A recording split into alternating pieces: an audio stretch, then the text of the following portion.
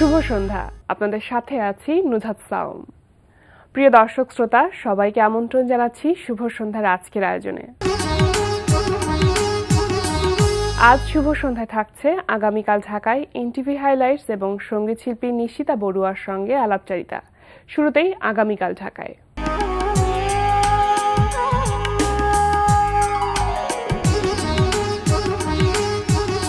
আগামীকাল ঢাকায় প্রথমেই জানিয়ে দিচ্ছি চলচ্চিত্র উৎসবের সময়সূচি। ৩০টি দেশের ১.৫ শতাধিক শিশুতোষ চলচ্চিত্র নিয়ে ঢাকা, রাজশাহী ও সিলেটের ১৫টি মিলনায়তনে অনুষ্ঠিত হচ্ছে আন্তর্জাতিক শিশু চলচ্চিত্র উৎসব। উৎসব চলবে ২৯ জানুয়ারি পর্যন্ত। এবার চলতে থাকা চিত্রকলা, শিল্পকর্ম প্রদর্শনী এবং মেলার সময়সূচি। ধানমন্ডির বেঙ্গল গ্যালারি অফ ফাইন আর্টসে অনুষ্ঠিত হচ্ছে শিল্পী ঢালি আল মামুনের শিল্পকর্ম প্রদর্শনী টাইম, কোইন্সিডেন্স অ্যান্ড হিস্ট্রি। চিত্রকর্ম, ভাস্কর্য, স্থাপনা ও চিত্রকল্প সহ এতে ১১টি শিল্পকর্ম স্থান পেয়েছে। প্রদর্শনী চলবে ১৯ মার্চ পর্যন্ত।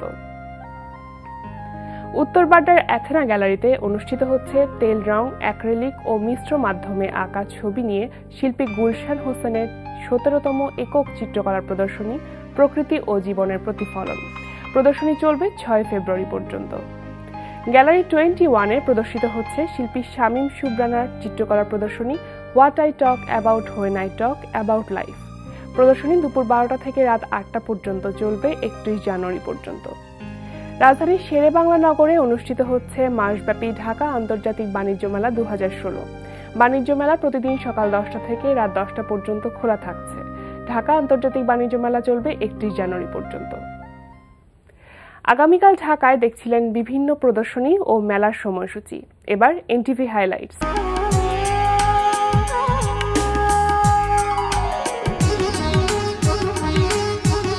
প্রিয় দর্শক, জানিয়ে দিচ্ছি কি থাকছে এনটিভির আজ রাতের অনুষ্ঠানমালায়।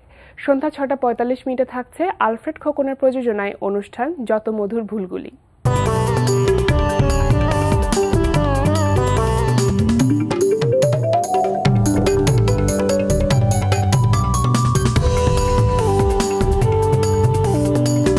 রাত ৮টা ২০ দেখবেন শফিকুর রহমান শান্তনুর রচনায়, সৈয়দ শাকিলের পরিচালনায় ধারাবাহিক নাটক সম্রাট। কি হলো, আপনি ঠিক আছে তো? আর ওকে? ঠিক আছে।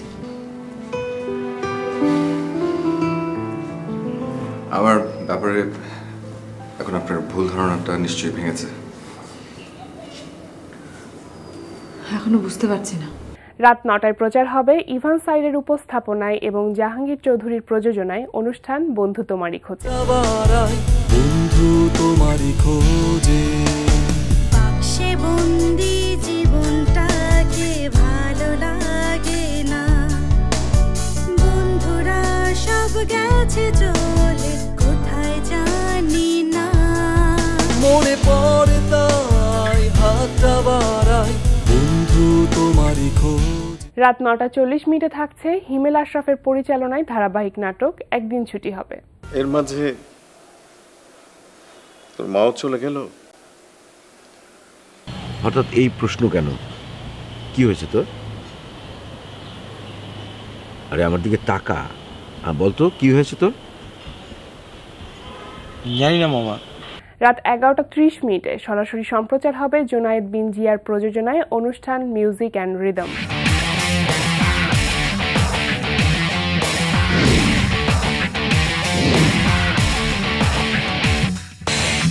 এই ছিল এনটিভির রাতের অনুষ্ঠানমালার হাইলাইটস। এবার আলাপচারিতা।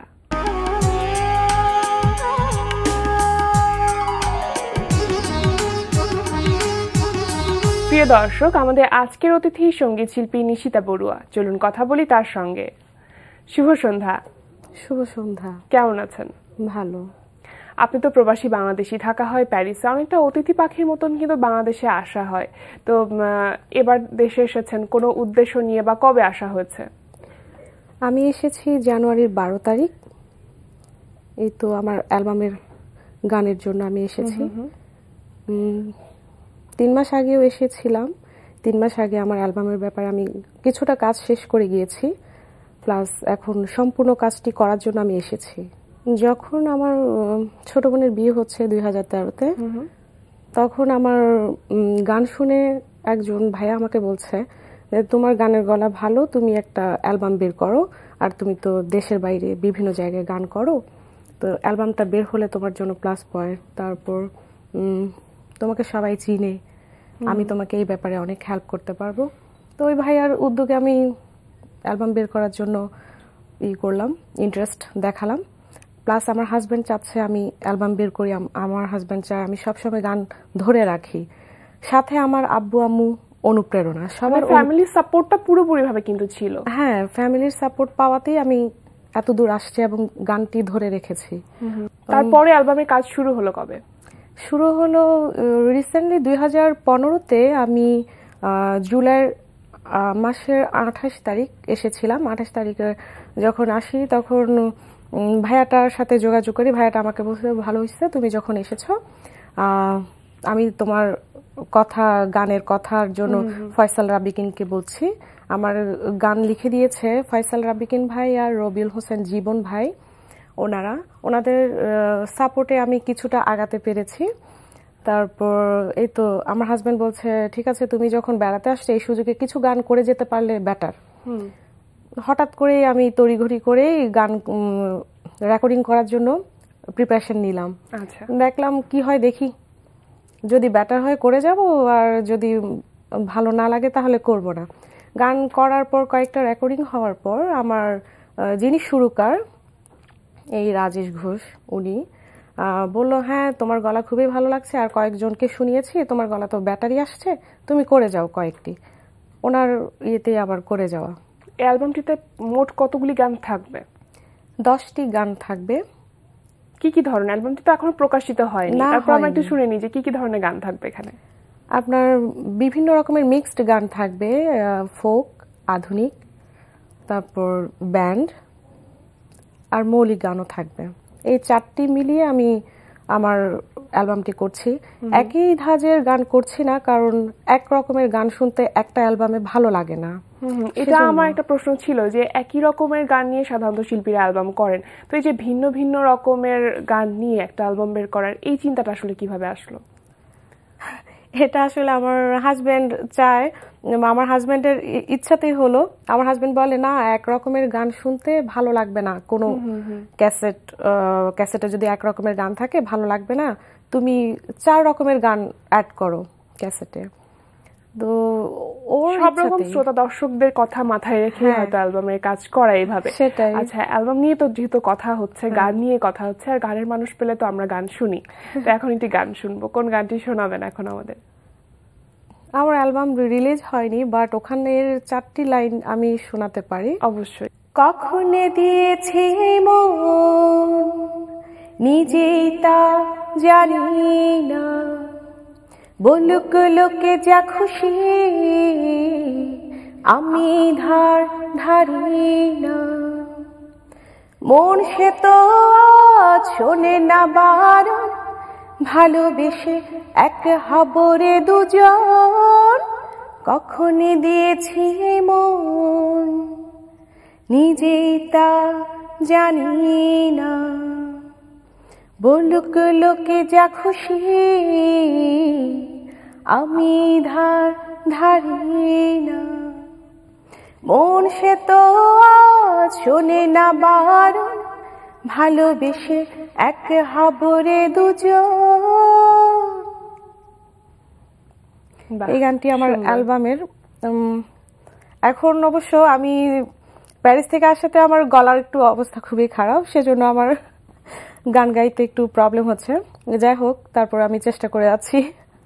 না, অনেক সুন্দর হচ্ছে, অনেক ভালো লাগলো। কখন দিয়েছি এমন, এই গানটির অনুকরণেই তো নামকরণটি করা। হ্যাঁ, এবং এটি আপনার প্রথম মৌলিক গান। এখানে মৌলিক গান মোট কতটি রয়েছে? মৌলিক গান হচ্ছে আমার 2টি মৌলিক গান। তো সব রকমের গান আমার ইউরোপে করতে হয়। ছোটবেলায় কিন্তু আমি করতাম শুধু নজরুল গীতি, রবীন্দ্রসঙ্গীত আর দেশাত্মবোধক, এটার প্রতিযোগিতায় দিতাম সব সময়। ইউরোপে গিয়ে আমার বিভিন্ন ধাঁচের গান করতে হচ্ছে। বিভিন্ন জায়গায় গিয়ে তো স্টেজ শো করা হয়, তো সেগুলো নিয়েও তো নিশ্চয়ই ব্যস্ত থাকা হয়। তো ওইগুলোর পাশাপাশি যে অ্যালবামের কাজ করাটা মানে কিভাবে আসলে মেনটেন করা হয়? হ্যাঁ, করতে হয়, একটু কষ্ট হয়ে যায়, কষ্ট হয়ে যায়, তারপরও করি। তো কোথায় কোথায় এখন পর্যন্ত স্টেজ শো করা হয়েছে? প্যারিসে যেহেতু থাকি, প্যারিসে তো অল টাইম আমি করেই থাকি, আর যে কোনো প্রোগ্রাম হলেই আমাকে ইনভাইট করে। আর সুইজারল্যান্ডে আমি এ পর্যন্ত 2 বার গিয়েছি, তারপর ইতালি আর বেলজিয়ামে আছে। তো স্টেজ শোর অভিজ্ঞতাটা একটু শুনি, যে ওখানে কাজ করতে কেমন লাগে? স্টেজ তো অন্য রকমের একটা জায়গা, সামনে দর্শকরা বসে থাকে, সেই অভিজ্ঞতাটা কেমন, কতখানি এনজয় করেন? যখন গান শুরু করি তখন আর ওটা মনে থাকে না, মানে আমি কি বা আমার সামনে দর্শক আছে ওনারা কে, ওটা আর মাথায় থাকে না। যখন গানের জগতে থাকি, গান করতে করতে খুব এনজয় করি, দর্শকরাও খুব মজা করে আমাদের সাথে। তো দর্শকদের অনুপ্রেরণায় কিন্তু আমরা গান করতে থাকি, মজা পাই, ওরাও মজা পায়, সাথে সাথে রেসপন্সটা কিন্তু পাওয়া যায়। হ্যাঁ, দর্শকরা কি বা আমি একজন সিঙ্গার, আমি শিল্পী, গান করছি, সেটা আমার মাথায় থাকে না। তখন মনে ফ্রেন্ডলি সবাই মজা করছি, গান করছি। বা অনেকে আছে না সিঙ্গার স্টেজে উঠে হেজিটেশন করে, যে আমার সামনে অনেক দর্শক, একটু নার্ভাস হয়ে যায়। সেই দিকটায় আমার কখনো হয়নি, আল্লাহ রহমতে আমি ওদিকটায় মানে সুন্দর মতো দর্শকদের সাথে মানিয়ে তাল মিলিয়ে চলতে পারি। মানে আপনিও এনজয় করতে করতে গানগুলো করেন, সেটা আমার প্রবলেম হয় না। গানের শুরুটা কিভাবে হয়েছিল? গানের শুরুটা বলতে ছোটবেলা থেকেই, যখন আমি একদম ছোট তখন আমার একটাই খালামণি গান করতো। খালামণির পাশে বসে বসে সবসময় গানটা শিখতে চাইতাম। তখন আমি অনেক ছোট।